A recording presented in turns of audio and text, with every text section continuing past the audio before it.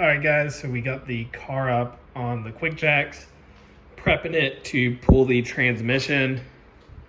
Basically what I got to do first right now is I need to pull the cat back exhaust off, and then I can get to the drive shaft and pull it out.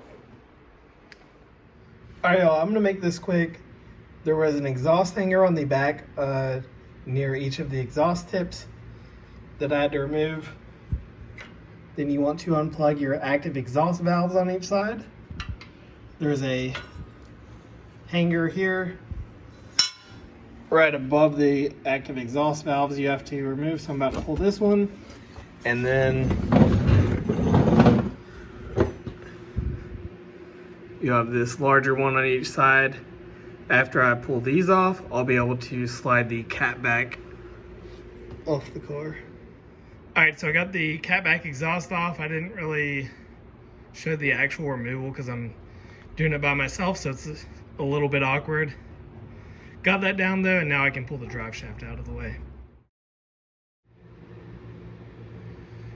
All right, guys, so on the drive shaft, you have some size 8 Allens. On the Ford, the transmission side, you got 6 of the bolts. And they have these little retainers that connect. They pair them 2 and 2 together. And then on the rear, same exact setup, but you have 8 of them to remove.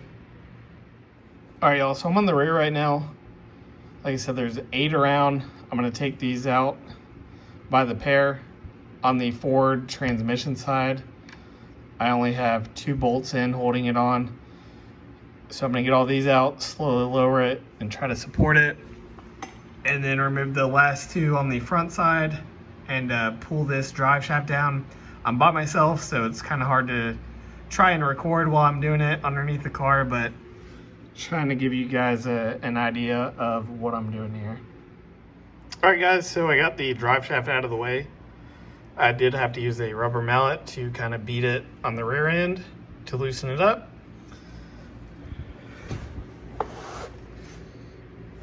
Got that out. Now we're about to get ready to start removing the trans. Okay, so from the shifter to the transmission,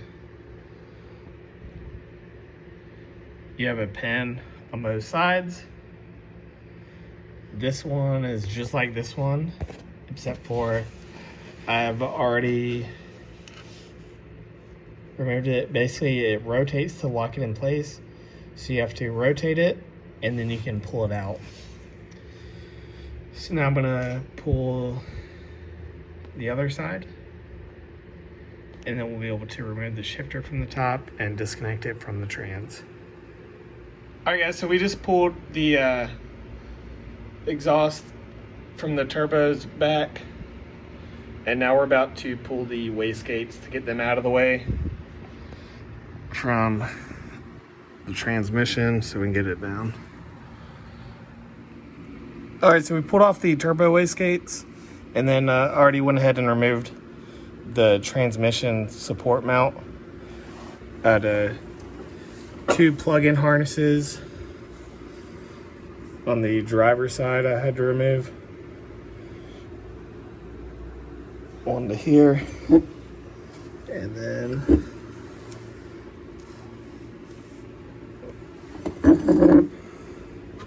one was up here. You can't really see it. Anyways, we're about to go ahead and drain the transmission fluid from right here, and then we'll be ready to pull it down after break all these loose.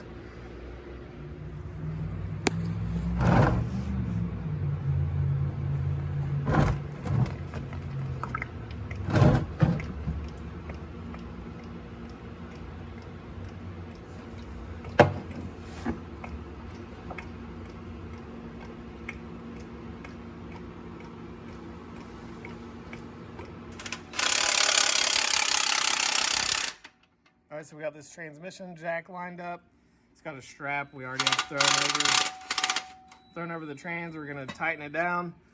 We have the trans pretty much fully disconnected. We got 2 bolts on the bottom, partially in just for safety right now, and then we'll be ready to come down with it.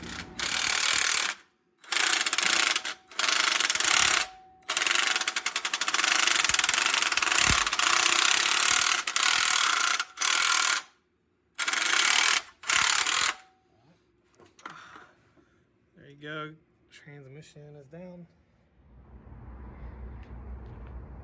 All right, so we got the transmission fully out of the car. I got to decide what we're gonna do with that. We're gonna fix it, build it, sell it. I don't know yet. Went ahead and pulled the bell housing and clutch out of the car, flywheel and everything is out. This awesome poster I got for the garage.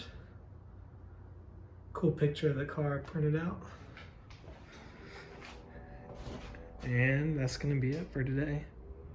All right guys, so that is gonna be it for today's video. Sorry it wasn't like super in-depth how to. Most of the stuff I did show, a lot of it is only gonna be towards the 6-speed transmission compared to the HP 70 or 90 for your automatic scat or Hellcat. Now we just got to decide what route we're going to go with this. If I want to try and build this TR6060 or replace it with something else. Let me know what you guys think in the comments below, and thank you for watching.